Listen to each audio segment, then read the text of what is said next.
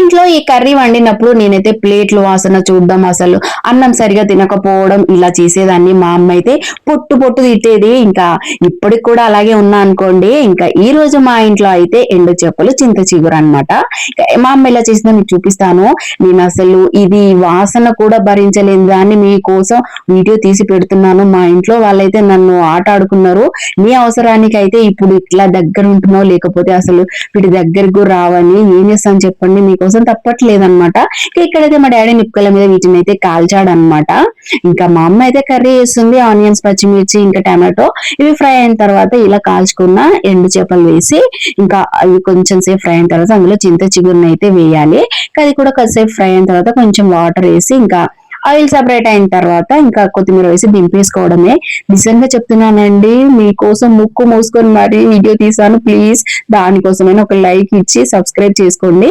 అవును, చెప్పడం మర్చిపోయాను, ఈ కర్రీ తింటే తొందరగా ముసలోళ్ళు అవ్వరంట. డెఫినెట్ గా ఒకసారి చేసుకొని తినండి.